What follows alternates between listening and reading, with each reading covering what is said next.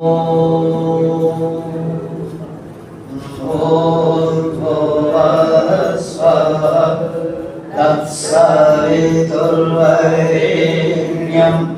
भर्गो देवस्य धीमहि धियो यो नः प्रचोदयात्। ॐ यतो यतः समीयसे ततो नो अभयं कुरु शन्नः कुरु प्रजाभ्यो अभयं न पशुभ्यः।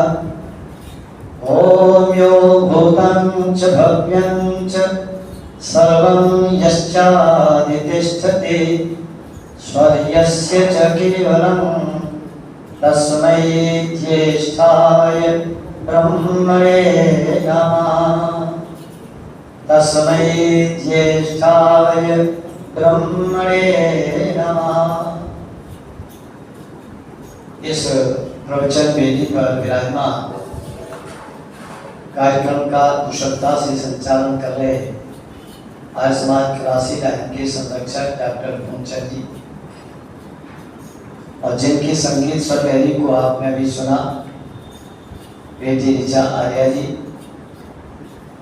और हमारे बैठते हैं वैसे पीछे, परंतु आर्य समाज की पताकाएं आप जानते हैं ना, किसी शुभ कार्य के होने का संदेश देती है। और पताकाएं रंग बिरंगी,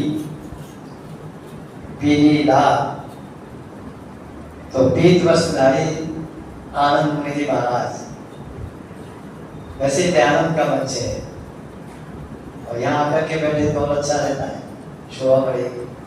बढ़ेगी कि नहीं बढ़ेगी? आर्य समाज के समस्त पदाधिकारी गण, समागत भद्र पुरुषों, श्रद्धा की भाजन मंत्रियां, मातृशक्ति, अभी टंकारे वाली की बात चल रही थी।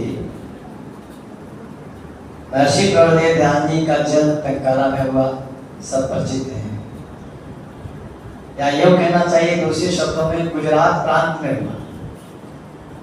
और गुजरात प्रांत से एक व्यक्ति तो और भी आए जिनकी आज जयंती भी है।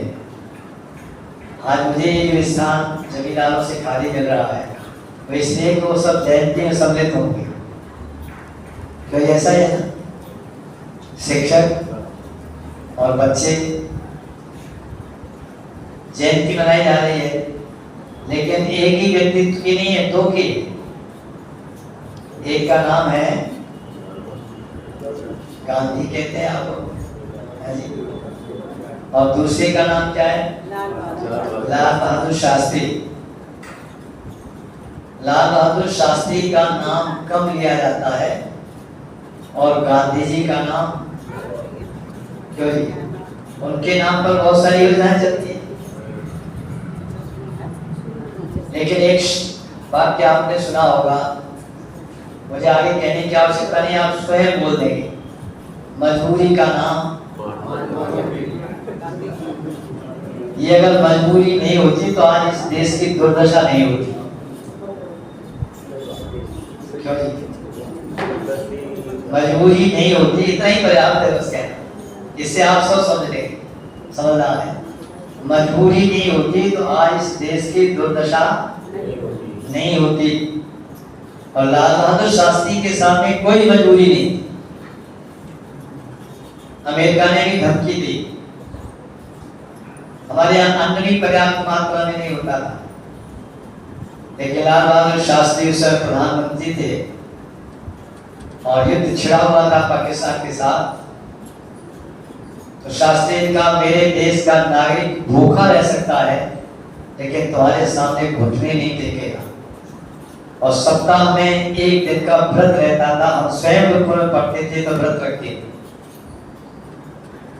और लाल बहादुर शास्त्री का बेटा सुनील शास्त्री कहता है, पिताजी हमको भी भोजन ग्रहण नहीं करने देते थे। लाल बहादुर शास्त्री स्वाभिमानी थे, और जहाँ स्वाभिमान होता है वहाँ कोई मजबूरी नहीं होती, और जहाँ स्वाभिमान नहीं होता वहाँ मजबूरी में पूरी होती। तो मैं आगे विस्तार में नहीं जा रहा हूँ, थोड़ा सा संकेत कर दिया है। तो मजबूरी नहीं है, क्यों जी, मजबूरी होनी चाहिए। अच्छा, स्वामी दयानंद के सामने कोई मजबूरी थी क्या? कोई गुजरात से आए थे, अंग्रेजों का शासन था, और अंग्रेजों के शासन काल में भी उन्हें जो कुछ कहना था वो निर्भीकता से कहते थे। तथाकथित प्रतिमा पूजन का खंडन किया, इसे पत्थर पूजा कहते हैं। स्वामी ने ध्यान रखिए, मूर्ति पूजा का कहीं भी खंडन नहीं किया है, पत्थर पूजा का खंडन किया है। और पत्थर पूजा इसलिए चल रही है कि हमने पूजा और पूजा के तात्पर्य को नहीं समझा। पूजा एक क्रिया है, पूजा एक क्रिया है। किसके द्वारा की जाती है? जिसके द्वारा पूजा की जाती है, क्रिया की जाती है, उसका कर्ता कौन है? पूजक। पूजक के द्वारा क्या किया जाएगा? पूजा क्रिया किसके लिए की जाएगी? हमारी पूजा से जो पूज्य है वो प्रभावित हो। किसके द्वारा की जाएगी? साधनों के द्वारा, पूज्य की सामग्री के द्वारा। पूजा शब्द आते ही तीन शब्द स्वतः आ जाते हैं। पूजा, क्रिया क्रिया करने वाला कौन? पूजक। किसके लिए की जा रही है? पूज्य के लिए। किन साधनों से की जा रही है? पूज्य की आवश्यकताओं की पूर्ति के लिए। अच्छा, माता पिता पूज्य है कि नहीं? आचार्य पूज्य है कि नहीं? अतिथि पूज्य है कि नहीं? अच्छा, अतिथि घर में आ जाए, उसको भोजन खिलाओगे, भोजन की सामग्री हो गई जिसके द्वारा आप पूजा करेंगे। अच्छा, उससे अतिथि पूजा का प्रभाव पूज्य पर पड़ेगा कि नहीं? पूज्य की आवश्यकता की पूर्ति होगी कि नहीं होगी? वस्त्रहीन को देना, ये उसकी पूजा है। जल पिलाना, ये पूजा है। अच्छा, चेतन पिएगा कि जड़? क्यों जी? जिसमें चेतनता है वही तो पी सकता है, अन्यथा नहीं। एक व्यक्ति रुग्ण अवस्था में और अंतिम अवस्था में श्वासें ले रहे, छोटा सा ही बालक था, उसे कहा जाओ दौड़ करके दवा ले आओ, सामने डॉक्टर है। वो डॉक्टर के पास गया, भागा हुआ, और कहा बहुत ही मेरे पिताजी अथवा मेरे बाबा जी बिल्कुल अंतिम श्वास ले रहे हैं, कोई दवा दे। डॉक्टर ने एक मिक्सचर बना करके दे दिया। ये बालक दौड़ा दौड़ा आया, अंतिम श्वास ले रहे थे। ये बालक आया तब तक श्वास विदा हो गई। आप समझ रहे हैं? मृत्यु हो गई। लेकिन ये बालक ढक्कन खोलता है और आकर के सिरप को या मिक्सचर को मुंह में डाल रहा है। वहां खड़े हुए लोगों ने क्या कहा? अरे मूर्ख है, अब ये दवा नहीं पी पाएंगे। अच्छा, पी लेंगे? क्यों जी? कोई मुर्दा दवा पी लेगा? बालक का उत्तर सुनना। बालक कहता अच्छा, अब ये दवा नहीं पी पाएंगे, पहले तो पीते थे। बोले हाँ, पहले पीते थे, लेकिन अब नहीं पी पाएंगे क्योंकि मर गए। और तू इनके मुंह में दवा डाल रहा है, मूर्खता के ऊपर चले रहा है। तो बालक क्या कहता है? अच्छा चलो ठीक है, इससे पहले तो पीते थे, पीते थे, खाते भी थे, बोलते भी थे, चलते थे, फिरते थे, अब ये कुछ भी नहीं हुआ। बोले अब कुछ नहीं हुआ, क्यों नहीं हुआ? कि मर गए। बोले चलो ठीक है, ऐसा करने पर मैं जो दवा डाल रहा हूं, मुझे आप लोग मूर्ख कह रहे हो। और एक बात बताओ, तुम तो उसको खिलाते हो, उसको पिलाते हो, उसको नहलाते हो, जिस पर कभी किसी प्रकार का कोई प्रभाव नहीं पड़ता। कोई पत्थर को नहलाओ, धुलाओ, पानी पिलाओ, दूध पिलाओ। दूध पिलाया गया एक बार, आपको पता है? हाँ, दूध बड़ा महंगा हो गया। इन पाखंडियों ने अपनी धूर्तता में कोई कमी नहीं छोड़ी। इस धूर्तता का, पाखंड का खंडन ऋषि ने किया है, मूर्ति पूजा का खंडन नहीं किया जाता। बालक कहता है मुझे तुम मूर्ख कहते हो, और तुम उसको खिलाते पिलाते जो न कभी खाता था, न पीता था, न खाता है, न पीता है, तो तुम कौन हो गए? अगर मैं मूर्ख हूं तो तुम सही उत्तर दे दिया। पूजा शब्द ही स्पष्ट करता है, चार चीजें स्वतः स्पष्ट हो जाती हैं। पूजा क्रिया है, किसके द्वारा की जाएगी? पूजक के द्वारा। किसके लिए की जाएगी? पूजी के लिए। किसके द्वारा की जाएगी? क्या लिया जाएगा? पूजक के लिए जो सामग्री होनी, उपलब्ध होनी चाहिए, पूज्य जिससे प्रभावित हो, भोजन है, वस्त्र है और अन्य आवश्यकताएं हैं, उनकी पूर्ति जिसके द्वारा की जाती है वो चेतन माता पिता आचार्य और अन्य भद्रजनों की पूजा का नाम मूर्ति पूजा है। मूर्ति पूजा का खंडन स्वामी दयानंद ने कहीं नहीं किया। बड़ी चुनौती है, देखा तो कहीं किसका किया है? इस पाषाण की पूजा का, पत्थर पूजा का खंडन किया है। और पत्थर पूजा का खंडन बड़ी निर्भीकता से करते हैं और जहाँ जाते थे वही करते थे। अच्छा, हमारे यहाँ तो ये चल रहा है ना सब, आपके शहर में भी कुछ चल रहा होगा। जय जय मंदिर भी बने हैं, हनुमान जी का मंदिर बना है इस शहर में बना है। स्वामी ने क्या लिखा है सत्याग्रह प्रकाश में? इन मंदिरों में अगर एक भी सच्चा हनुमान होता तो इन यवनों के धुर्रे बखेर देता। धुर्रे जानते हैं ना, ये बड़ी भाषा का शब्द है। धुर्रे का मतलब भूसा बना देता, पीटते पीटते। भूसा तो जानते हो, स्वामी ने शब्द लिखा है सत्याग्रह प्रकाश में, पढ़ लेना। अगर इन मंदिरों में एक भी सच्चा हनुमान होता तो क्या करता? इन यवनों के, मुसलमानों के धुर्रे बखेर देता। ये स्वामी के शब्द है। लेकिन सच्चा हनुमान है ही नहीं, है क्या? अच्छा, हम नकली की पूजा कर रहे हैं, कल भी चर्चा चल रही थी। असली को ठुकरा रहे हैं। असली माता पिता और आचार्य अतिथि आदि हमारे लिए उपेक्षित हो रहे हैं और जिनको हमें पूजना चाहिए था वो उपेक्षित, जिसको नहीं पूजना चाहिए, पूजा का कोई प्रभाव पूज्य पर नहीं पड़ता है, वो हमारी हो रही है। अच्छा, ये पूजा का खंडन है या मंडन? मैंने कल भी कहा था, आर्य समाज मंडन करता है, बाकी सब खंडन करते हैं। लेकिन लोग खंडन समझते हैं। स्वामी महाराज पत्थर पूजा का निषेध कर रहे थे, अपनी वाणी के द्वारा बता रहे थे कि नहीं, पूज्य जिससे प्रभावित हो उसकी पूजा करनी चाहिए। इस्लाम का कोई बंदा बैठा था सभा में, वो बड़ा प्रभावित हुआ। अरे ये तो हमारी बात कह रहे, हमारे यहाँ बहुत परस्ती नहीं है, हमारे यहाँ ईश्वर एक अल्लाह है। अच्छा, बोलो उनका अल्लाह एक है कि नहीं? अच्छा, उनका झंडा एक है कि नहीं? मजहब एक है कि नहीं? वो मजहब में अल्लाह के नाम पर कहीं भी नहीं बटे हुए, सबका एक, और उसी के लिए जिहाद करते हैं। लेकिन हमारा ईश्वर एक नहीं। क्यों? जिसे हिंदू समाज कहते हैं, दुर्जन को उस न्याय से मैं यही मान लेता हूं, उनका ईश्वर एक है क्या? नहीं है। धर्म एक नहीं। रात्रि के एक सज्जन आए थे, मैं अपरिचित हूँ, परिचित नहीं, वो कह रहे थे बड़ी अच्छी बात है आप हवन करते हैं। और मेरे नाना जो है आर्य समाजी थे, लेकिन मैं तो सनातनी हूँ। तो सज्जन कहने लगे मैं तो सनातनी हूँ। अब वो जल्दी में थे, मैं कह भी रहा था मैं सनातन को समझो तो सही। अच्छा, ये बताओ, सनातन के लिए दो शब्द पहले चुनो, नूतन पुरातन। नूतन माने नया, पुरातन माने पुराना। आप जितने यहाँ पर बैठे हुए हैं सब बताना, शरीर से नूतन पुरातन की कोटि में आते हैं कि नहीं? माता ही बैठी हैं, ये क्या है? पुरानी, पुरातन, और इनसे अन्य नूतन। तो सापेक्षता से नूतन पुरातन शब्द हैं। आप जितने यहाँ सज्जन बैठे हैं सारे के सारे नूतन पुरातन की कोटि में आते हैं। लेकिन ध्यान रखना, शारीरिक दृष्टि से आप नूतन पुरातन हैं। क्या है?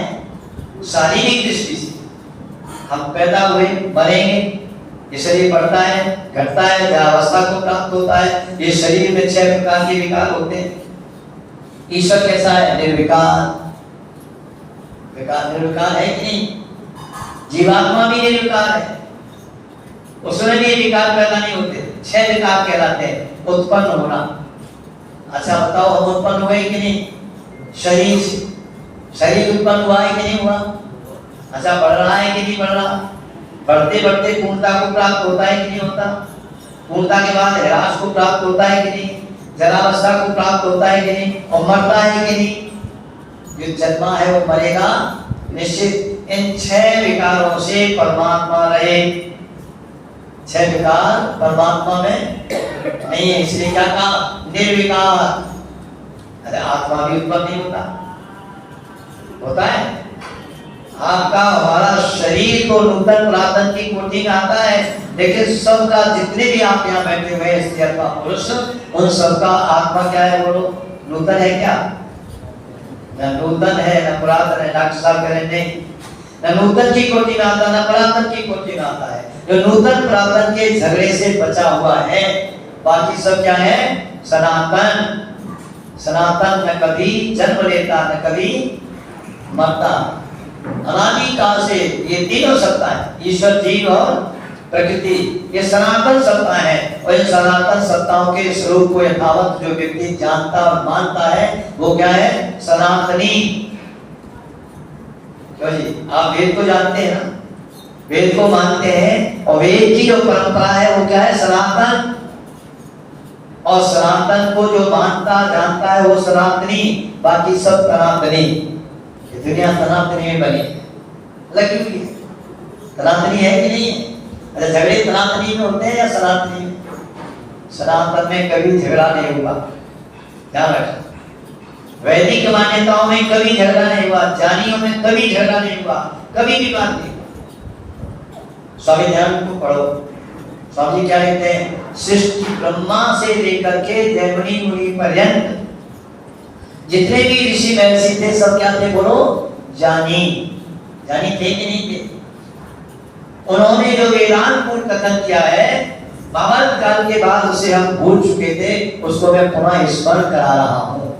स्वामी ध्यान ने कहीं भी जान का खंडन नहीं किया, अज्ञानियों का खंडन किया है, ज्ञानियों का नहीं किया। जानी से या तो अज्ञानी लड़ेगा, अज्ञानी तो लड़ सकता है ना, अज्ञानी अज्ञानी से लड़ेगा अथवा अज्ञानी जानी से लड़ेगा, लेकिन जानी व्यक्ति जानी से नहीं लड़ेगा। स्वामी दयानंद का कोई विरोध नहीं है। अब कहना चाहिए ब्रह्मा से लेकर के दयानंद पर्यंत, आगे कोई ऋषि आएगा तो इस बात को कहेगा। दयानंद पर्यंत जो कुछ भी ऋषि महर्षियों ने वेदांत पूर्ण कथन किया है उसी को मैं स्मरण करा रहा हूँ, क्योंकि महाभारत काल के बाद हम भूल गए थे, और जो भूला हुआ है उसको पुनः मिल जाएगा। जानते हो क्या कहते हैं उसको? स्वामी को पढ़ लो, स्वामी ध्यान क्या लिखते हैं? स्वामी लिखते हैं भूले हुए के पुनर्मिलन का नाम विज्ञान है। स्वामी ध्यान ने हमको विज्ञान से जोड़ा, चाहे वो भौतिक विज्ञान हो चाहे ध्यान विज्ञान, दोनों विज्ञानों से। सिद्धांत का स्वामी पढ़ेंगे आपको पता चलेगा, विवेकानंद भाष्यों का पढ़ेंगे तो आपको पता चल जाएगा। तो स्वामी ध्यान क्या है? जोड़ने वाले, तोड़ने वाले नहीं है। मत मत मजहब पंथ वाले तोड़ते हैं और दयानंद जोड़ता है। एक मौलाना प्रभावित हो गया, कहने लगा आप हमारे यहाँ भी तस्वीर ला सकते हैं? बोले हाँ तैयार। स्वामी को ले गया, बड़ी अच्छी सेवा की, सब जगह लोगों को सूचना दे दी गई। एक महात्मा बड़े सिद्ध पुरुष हैं जो केवल हाजिर नाजिर कण में व्यापक अल्लाह ताला, अल्लाह ताला कहते हैं ना, खुदा कहते हैं, बस उसी की वकालत करते हैं। हम भी निराकार को मानते हैं, वो भी निराकार को मानते हैं। अच्छा मानते हैं कि नहीं? इस्लाम में कोई प्रतिमा नहीं इस तरह की है, बनाओ मोहम्मद की बना के देखो, झगड़ा खड़ा हो जाएगा। कोई प्रतिमा नहीं है, हमारे यहाँ है कि नहीं? मैं आपके सामने निवेदन कर रहा हूँ, ऐसा सिद्ध पुरुष आया है जो बिल्कुल हमारी वकालत करता है। लोगों ने कहा भी ये तो लगता है ईसाई अथवा मुसलमानों का एजेंट है। ध्यान लो, क्या कहा? एजेंट, हमारा खंडन करता है, उनका वर्णन हो रहा है। ले गया और जाकर के सूचना दे दी, लोग इकट्ठे हो गए, हाउसफुल हो गया। अच्छा स्वामी जी से कहा महाराज अपना उद्बोधन दीजिए।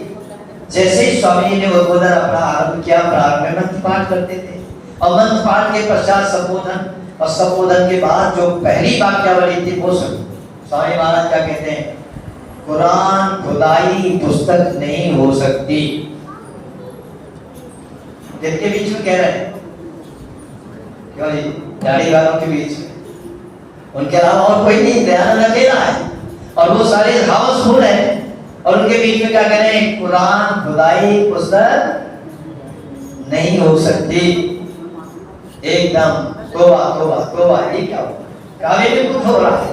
किसको ले आए? अजो व्यक्ति लेकर के गया था, स्वामी के सामने आया और हाथ जोड़ के खड़ा, महाराज आप कल वहां थे तो पत्थर पूजा का खंडन कर रहे थे और मैं ले आया प्रभावित होकर के, तो आप सबसे पहले हमारे ऊपर ही बरस पड़े, कुरान का खंडन करने लगे। तो स्वामी कहते हैं कल मैंने उनका नमक खाया था तो उनके चौके चूल्हे में झाड़ू लगा रहा था, मैं नमक हराम नहीं हूँ, आज तुम्हारा नमक खाया है इसलिए तुम्हारी सफाई कर रहा हूँ। ये स्वामी दयानंद का स्वावलंबन था, स्वाभिमान था। स्वामी दयानंद ने कहीं भी स्वाभिमान को गिराने की बात नहीं की है। और जो व्यक्ति ईश्वर की सत्ता को सच्चे अर्थों में जानता और मानता है वो कभी अपने स्वाभिमान के साथ समझौता नहीं करता। लाल बहादुर शास्त्री ने कोई समझौता नहीं किया। ताशकंद समझौते के तहत, षड्यंत्र के तहत लाल बहादुर शास्त्री जैसे व्यक्तित्व को पैदा कर दिया। किन्होंने किया? स्वार्थी तत्व। और स्वार्थी तत्व आज भी हम इस तरह के, इसलिए स्वाभिमान को जगाने की आवश्यकता है। एक व्यक्ति स्वाभिमानी है और एक व्यक्ति मजबूर है, दोनों में अच्छा कौन है? क्यों? किस व्यक्तित्व की प्रशंसा करनी चाहिए? स्वाभिमानी की या मजबूरी की? निर्णय कर लेना आप, बिल्कुल स्वतंत्रता से आपके सामने भी विचार रखा, लेकिन नहीं, स्वाभिमानी पीछे और मजबूर आगे है कि नहीं है? सारी योजनाएं उसी के नाम पर, बहुत सारी। स्वाभिमानी का नाम ले लिया जाएगा, आज उनकी भी जयंती है, वहां पर भी और यहाँ भी, ये अभी अंतर है कि नहीं? मैं आपके सामने निवेदन कर रहा हूँ, महर्षि दयानंद भी गुजरात से आए थे, वो स्वाभिमानी थे। लाल बहादुर शास्त्री स्वामी दयानंद से प्रेरित होकर के स्वाभिमान की उन्होंने अलग जगाई और एक नारा दिया, दो नारे दिए, जय जवान जय किसान। किसान हमारे राष्ट्र का भरण पोषण करता है तो जवान हमारे राष्ट्र को रक्षित करता है, बचाता है कि नहीं? अरे सीमा पर प्रहरी बनकर के जवान खड़ा है, उसके कारण ही हम रात को नींद शांति की लेते हैं और उनको नींद लेने का अवसर नहीं है, बलिदान हो जाता है। इसलिए जय जवान जय किसान का नारा दिया और सारे विश्व को चैलेंज कर दिया। ये था स्वाभिमान।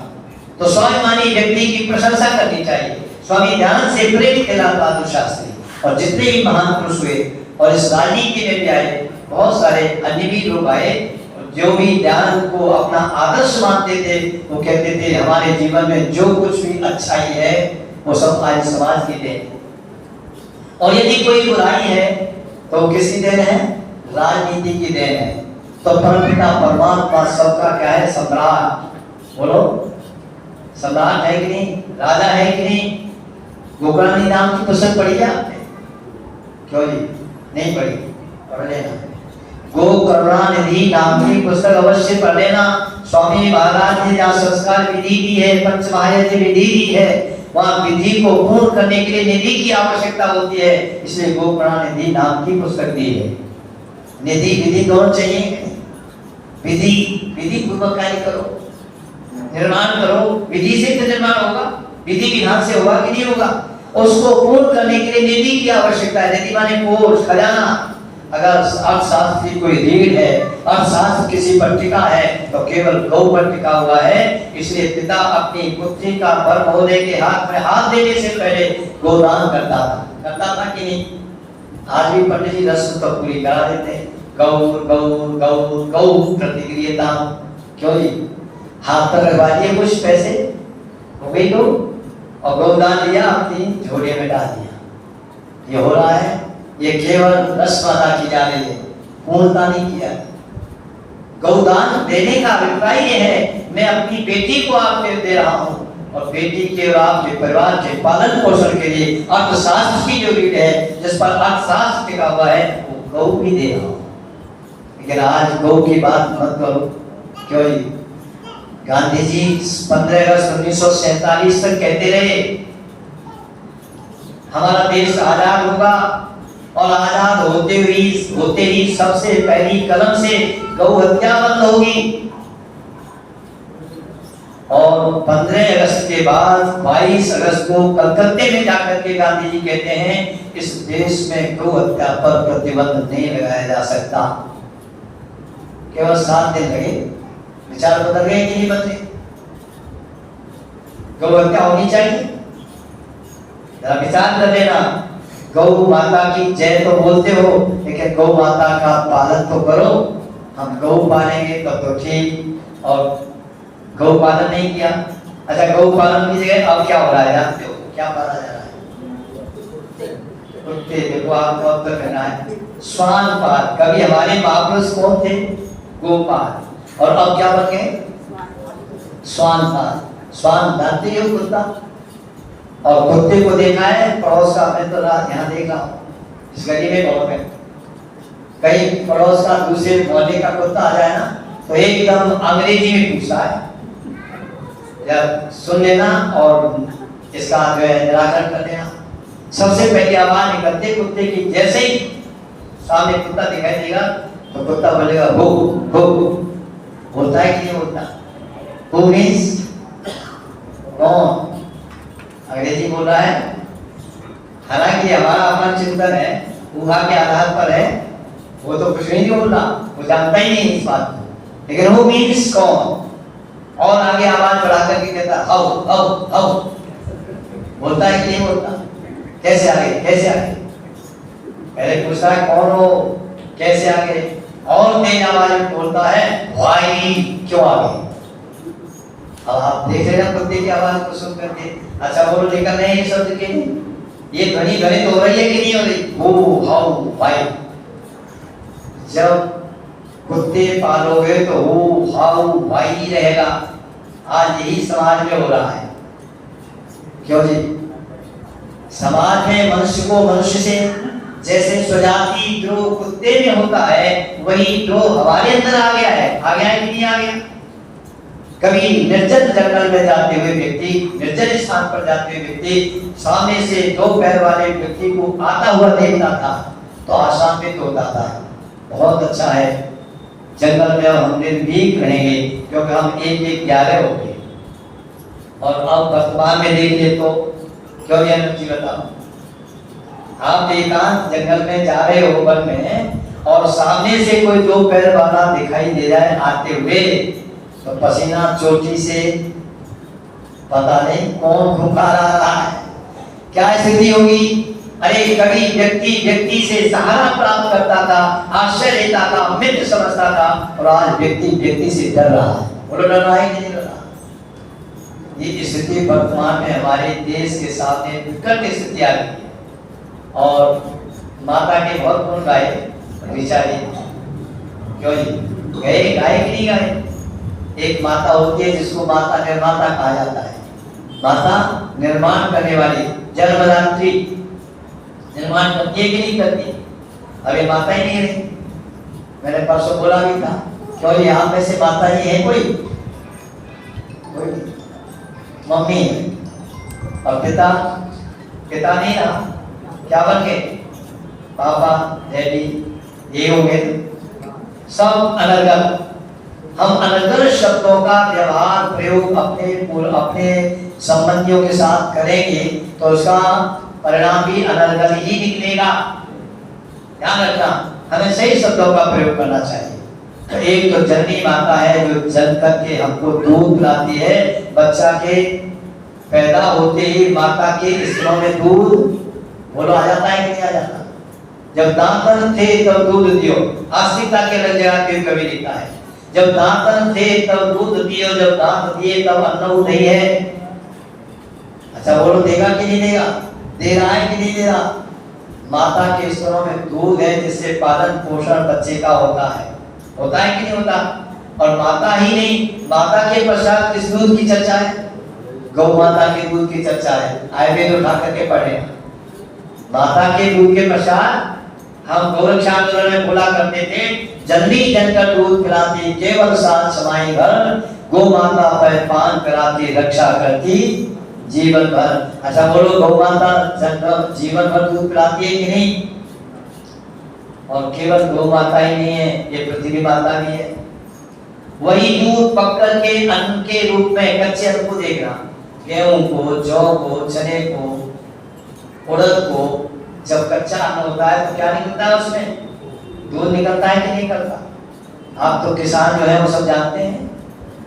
इसको पका करके गौ माता के साथ साथ पृथ्वी माता है, पृथ्वी माता का आधार गौ माता होती है, और ये पृथ्वी माता भी उसी दूध को पका करके हमको अन्न के रूप में देती है।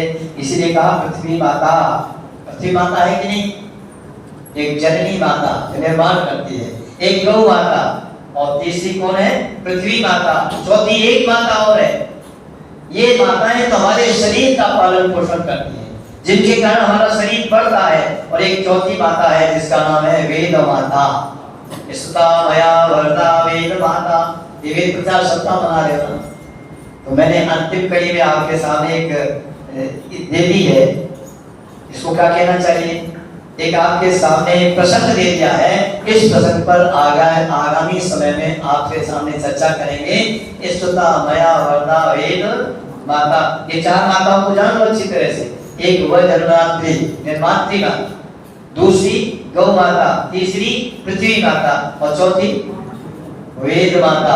अच्छा बोलो, चारों माताएं हैं कि नहीं? चारों से हमारा पालन पोषण जीवन का वर्धन हो रहा है कि नहीं हो रहा? इन माताओं का सम्मान करो। ऋषि दयानंद यही कहते हैं। जैसे मूर्तिमती माता, मूर्तिमान पिता, मूर्तिमान आचार्य, मूर्तिमान अतिथि, मूर्तिमती देवी पत्नी, मूर्तिमान पति, ये दोनों परस्पर दोनों ही प्रतिमान मूर्तिमान हैं, मूर्तिमती हैं, एक दूसरे के लिए देवी और देवता के स्वरूप में हैं। इनका हमें क्या करना चाहिए? पूजन करना चाहिए, पूजा करनी चाहिए। अच्छा बोलो, आपकी पूजा नाम की क्रिया से और जो साधन इनकी पूजा की आवश्यकता है उससे ये प्रभावित होंगे कि नहीं? जहाँ आप पूजा कर रहे हैं, जहाँ जा रहे हो, वो प्रभावित होगा क्यों? कोई असर होने वाला नहीं है। इसलिए स्वामी दयानंद ने मूर्ति पूजा का मंडन किया है। 11वें सोमवार को उपसंहार में आप पढ़ लेना। स्वामी ने स्पष्ट लिखा है, मूर्तिमती माता, मूर्तिमान पिता, मूर्तिमान आचार्य, मूर्तिमान अतिथि और पति पत्नी। अच्छा बोलो, ये सब मूर्ति वाले हैं कि नहीं? इसे मूर्ति पूजा करनी चाहिए। आज का युग मूर्ति पूजा करना छोड़ गया है, पत्थर पूजा में लगा है। बस इन्हीं शब्दों के साथ